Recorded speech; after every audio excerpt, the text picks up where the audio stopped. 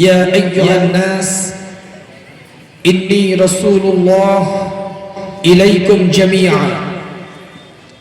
মহান আল্লাহ রাব্বুল আলামিনের দরবারে লাখো কোটি শুকরিয়া। প্রতি বছরের নেই এবছরেও ফুরফুরা হাই মাদ্রাসা বাৎসরিক ঈদে মিলাদুন নবী, জশ্নে ঈদে মিলাদুন নবী, বিশ্ব নবী দিবস উপলক্ষ করে এই সুন্দর পরিবেশ তৈরি করা হয়েছে। এজন্য শুকরিয়া তান বলি আলহামদুলিল্লাহ। মঞ্চে উপবিষ্ট উক্ত মাদ্রাসার দায়িত্বশীল ব্যক্তিত্বরা, বিশেষ করে অত্র মাদ্রাসার শিক্ষক শিক্ষিকেরা উপস্থিতি আছেন এবং তৎসহ মাদ্রাসার সমস্ত ছাত্র ছাত্রীবৃন্দ। খুব সংক্ষেপ দু একটা কথা। যেহেতু বিশ্ব নবী দিবস, এই বিশ্ব নবী দিবসটা এই হাই মাদ্রাসা ফুরফুরা শরীফের এই প্রতিষ্ঠাতা ছিলেন, এই প্রতিষ্ঠানের মুজাদ্দিদে জামান কুতুবুল আলম আমিরুশ শরিয়ত আলা হযরত আবু বকর সিদ্দিক রাহমাতুল্লাহ আলাইহি 1926 সালে তৎকালীন যুগে নিউ স্কিম নামক এই প্রতিষ্ঠানকে তিনি প্রতিষ্ঠিত করেছিলেন। আমরা সকলে জানি উক্ত মাদ্রাসার সামনে অবস্থিত ফুরফুরা ফাতেহিয়া সিনিয়র মাদ্রাসা তৎকালীন যুগে ওটা ওল্ড স্কিম নামে পরিচিতি ছিল, আর হাই মাদ্রাসাগুলো নিউ স্কিম নামে পরিচিতি ছিল। আধুনিক শিক্ষা ব্যবস্থাকে আগিয়ে নিয়ে যাওয়ার জন্য, সমাজকে সঠিক দিশা দেখাবার জন্য, যোগ্য প্রতিনিধিত্ব গড়ে তোলার জন্য বিভিন্ন পর্যায়ে, বিভিন্ন সেক্টরে, বিভিন্ন লেভেলে প্রতিদ্বন্দ্বী আমাদের পক্ষ থেকে গড়ে তোলার জন্য মুজাদ্দিদে জামান রাহমাতুল্লাহ আলাইহি ব্রিটিশ পিওতেই এই প্রতিষ্ঠান প্রতিষ্ঠিত করেছিলেন। সংক্ষেপ আজকে আলোচনা, বিস্তারিত কথাবার্তা নয়। যেহেতু দোয়া সাবরে সানির বিষয় আছে, আল্লাহ পাক কোরআনের মধ্যে পরিষ্কার করে জানিয়ে দিচ্ছেন মানুষদের জন্য। হে নবী, আপনি মানুষকে বলে দেন, কুল ইয়া আইয়ুহান নাস ইন্নী রাসূলুল্লাহ। আপনি সেলফ ইন্ট্রোডিউস করেন, আপনি নবী, আপনি রাসূল, আপনি পয়গম্বর। আমি আল্লাহ আপনাকে পৃথিবীর বুকে নবী করে, রাসূল করে, পয়গম্বর করে কোন বিশেষ একটা ধর্মের জন্য, কোন বিশেষ একটা জাতের জন্য, কোন বিশেষ একটা সম্প্রদায়ের জন্য নয়, ইন জেনারেল সামগ্রিকভাবে আমি আল্লাহ আপনাকে দুনিয়াতে পাঠিয়েছি। আমি আল্লাহ আপনাকে সকলের নবী করে দুনিয়ায় পাঠিয়েছি। অন্য আয়াত দেখলে আমরা পরিষ্কার হই। কোরআন তার ভাষার মধ্যে জানিয়ে দিচ্ছে, ওয়ামা আরসালনাকা ইল্লা কাফাতুল লিন-নাস বাশীরাও ওয়া নাযীরা। পরিষ্কার এর দ্বারাও বোঝা যায় সামগ্রিক পৃথিবীকে সঠিক দিশা দেখাবার জন্য, সঠিক রাস্তা দেখাবার জন্য, সঠিক পথ প্রদর্শক মানুষকে গড়ে তোলার জন্য জাতি ধর্ম নির্বিশেষে সর্বজাতের মানুষ, সর্বধর্মের মানুষ, সর্বসম্প্রদায়ের মানুষ রাস্তা যেন দেখতে পায়, পথ যেন খুঁজে পায়, সঠিক দিশা যেন পায়। সেজন্যই আমার আল্লাহ পৃথিবীর বুকে মহামানবকে সরকারে কায়নাত, মদিনাত দুলাল, ইমামুল মুরসালিন, ইমামুল হুদা, ইমামুল কিবলাতাইন, হাবিব লবিব তবিব সাহেবুল জুদ ওয়াল করমকে দুনিয়াতে আবির্ভাব করেছেন।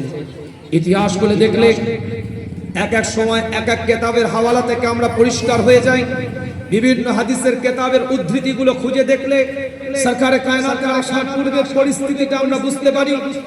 ইতিহাসবিদরা ঘোষণা দিয়েছে, হাদিসের ভাষায় আমরা বিভিন্ন ভাবে আমাদের কাছে উপস্থাপন হয়েছে।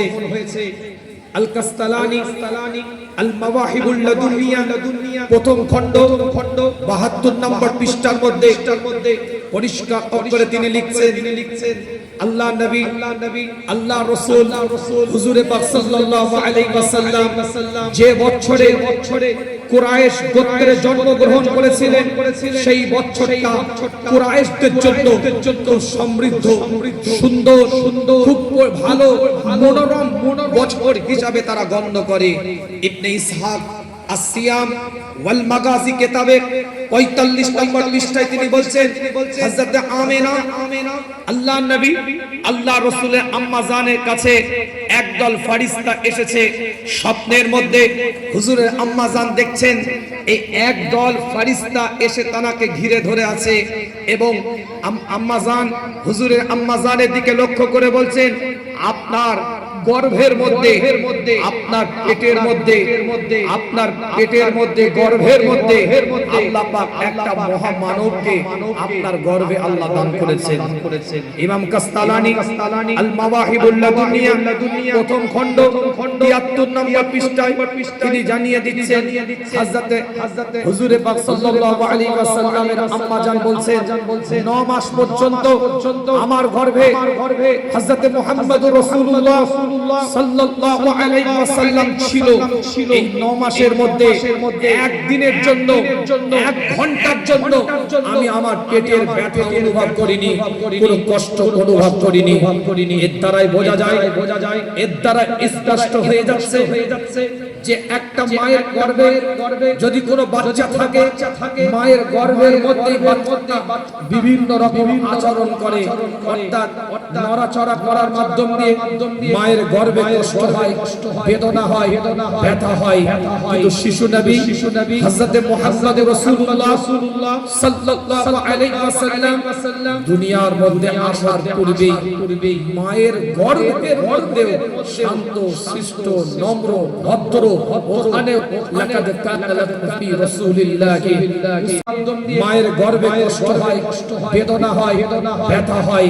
কিন্তু শিশু নবী হযরত মুহাম্মদ রাসূলুল্লাহ সাল্লাল্লাহু আলাইহি ওয়াসাল্লাম দুনিয়ার মধ্যে আসার পূর্বেই মায়ের গর্ভের মধ্যে শান্ত শিষ্ট নম্র ভদ্র ওখানে লাকাদ কানা লাকুম ফি রাসূলিল্লাহি উসওয়াতুন হাসানার পরিচয় দিয়েছে। উত্তম আচার ব্যবহারের পরিচয় আমার রাসূল দিয়েছে। এক একটা হাদিসের দ্বারা প্রমাণিত আল্লাহ নবী আল্লাহ রাসূল দুনিয়াতে আসার পূর্বে ইতিহাসবিদরা ঘোষণা দিয়েছে আল আজুরি আশ-শরিয়াহ কিতাবে তৃতীয় খণ্ড 1423 নম্বর পৃষ্ঠা 962 নম্বর হাদিস হযরত শাদ্দাদ ইবনে আউস রাদিয়াল্লাহু তাআলা আনহু থেকে হাদিসটা রিওয়ায়াত। আল্লাহ নবী আল্লাহ রাসূলের সম্পর্কে শাদ্দাদ ইবনে আউস বলছেন হাদিসটা রিওয়ায়াত করে হুজুর যখন হুজুরের আম্মা জানের গর্ভের মধ্যে ওই অবস্থায় ওই পরিস্থিতিতে আল্লাহ নবী আল্লাহ রাসূল গর্ভ থাকাকালীন আল্লাহর তরফ থেকে এলান হয়েছে যে আল্লাহ পাক জানিয়েছে আমেনা তোমার গর্ভের মধ্যে একটা আল্লাহ মহা জ্যোতি মহা আলো আল্লাহ একটা দান করেছে। ইবনে সাদ আত-তাবকাতুল কুবরা প্রথম খণ্ড 81 নম্বর পৃষ্ঠা 191 নম্বর হাদিসের মধ্যে পরিষ্কার করে এসেছে আল্লাহ নবী আল্লাহ রাসূল যখন পৃথিবীতে আসেন সিজদারত অবস্থায় এসেছে। হাতটা নিচের দিকে ছিল, হুজুর যখন মাথাটাকে তুলেছে জমিন থেকে এক মুষ্টি মাটি নিয়ে মাথা থেকে উপর দিকে তুলেছেন। একটা ছোট্ট কথা বলবো আমরা জানি পৃথিবীর বুকে বর্তমানে একটা রোগ সেই রোগটা খুবই কষ্টদায়ক বেদনাদায়ক সমাজের বুকে বিস্তার করেছে। কিন্তু সেই রোগটা হচ্ছে ক্যান্সার। এই ক্যান্সারের একটা বড় ট্রিটমেন্ট সেটা হচ্ছে রেডিওথেরাপি। এই ক্যান্সারের একটা বড় ট্রিটমেন্ট সেটা হচ্ছে রেডিওথেরাপি দিতে হয়। আলোচনা হচ্ছে তখন তোমরা কথা বলছো, কিন্তু আজানের সময় তো তার জবাব দেওয়াটা ওয়াজিব। এটা তো তোমাদের জানা উচিত বাবু। বিশেষ করে আমার মা বোনেরা আছো, আমার ভাইয়েরা আছো, তো তোমাদের তো জানা উচিত এটা, যেহেতু এই পরিবেশে তোমরা মানুষ হয়েছো, সেই পরিবেশটা তো শরিয়াত সম্মত একটা পরিবেশে মানুষ হয়েছে। তো আজানের জবাব দেওয়া তো একটা ওয়াজিব। সেই সময় তোমরা কথা বলছো, এটা তো একটা খুবই দৃষ্টনীয়। মানে খুবই খারাপ একটা দৃষ্টিভঙ্গিতে মানুষ দেখবে।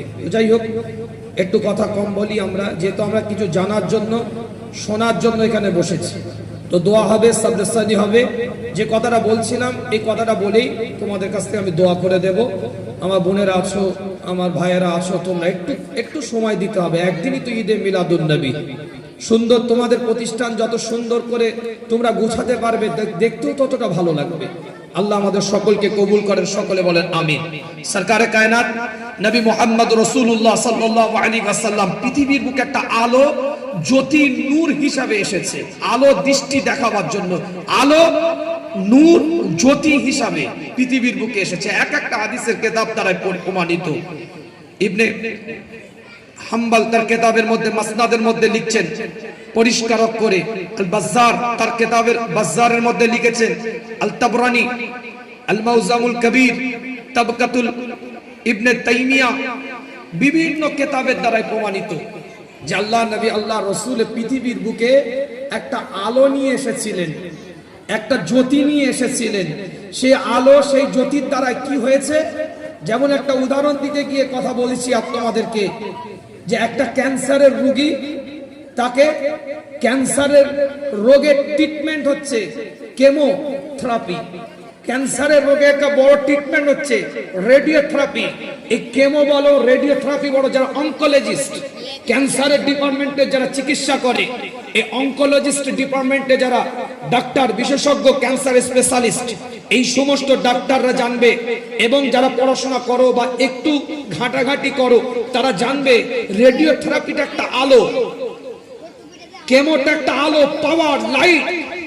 যেমন ক্যান্সার নামক জীবাণুটাকে প্রতিহত করার জন্য, ক্যান্সার নামক জীবাণুটাকে নষ্ট করার জন্য, ক্যান্সার নামক জীবাণুটাকে মারার জন্য যেমন লাইটের দরকার, রেডিওথেরাপির দরকার, কেমোথেরাপির দরকার, আল্লাহ নবী, আল্লাহ রাসূল পৃথিবীর বুকে এসেছে অসভ্যতাটাকে মিটাবার জন্য। হুজুরের আলো পেয়েছে পৃথিবীর মানুষ, সভ্যতা দেখতে পেয়েছে। আল্লাহ নবী, আল্লাহ রাসূল পৃথিবীতে এসেছে আলো, নূর, জ্যোতি নিয়ে। যে আলোর দ্বারায় মানুষ সভ্যতা শিখেছে, মানবতা শিখেছে, ভ্রাতৃত্ব শিখেছে, সম্প্রীতি শিখেছে। যে আলোর দ্বারায় পরচর্চা ডিলেট হয়েছে, পরনিন্দা বিমুক্ত হয়ে গেছে।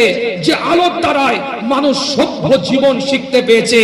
যত নোংরামি, শরিয়াত বিরোধী, দ্বীন বিরোধী, ইসলাম বিরোধী, কোরআন বিরোধী, শরিয়াতের মানদণ্ডের বিরুদ্ধে যত কর্মসূচি পৃথিবীর বুকে গ্রাস করেছিল, আল্লাহ নবী, আল্লাহ রাসূল, হুজুরে পাক সাল্লাল্লাহু আলাইহি ওয়াসাল্লাম আসার পরে সব কিছু বিলুপ্ত করে দিয়ে হুজুরের ওই নবুয়তের আলোর, রিসালাতের আলোর, ওই নবুয়তের আলোর পাওয়ারে চকচকে ঝকঝকে নিট ক্লিন একটা সভ্যতার সমাজ মানুষ পেয়েছে। একটা জাতি নয়, একটা ধর্ম নয়, একটা সম্প্রদায় নয়, গোটা পৃথিবীর মানুষ সভ্যতা পেয়েছে, গোটা পৃথিবীর মানুষ মানবতা পেয়েছে। একটা ছোট্ট কথা বলে তোমাদের কাছ থেকে বিদায় নেব। আল্লাহ নবী, আল্লাহ রাসূল, হুজুরে পাক সাল্লাল্লাহু আলাইহি ওয়াসাল্লামের মানবতা, ভ্রাতৃত্ব, সম্প্রীতি আজকে যে জায়গায় পৌঁছেছে, হুজুরের আদর্শের দ্বারাই এই মানবতা, ভ্রাতৃত্ব, সম্প্রীতি পৌঁছেছে। ইতিহাস করে দেখো, আল্লাহ নবী, আল্লাহ রাসূলের দরবারে একজন অপরাধ করেছে, রাসূলের অপরাধীকে অপরাধের শাস্তি দিয়েছে। আল্লাহ নবী, আল্লাহ রাসূলের দরবারে ওই মানুষটা বসে আছেন। আল্লাহ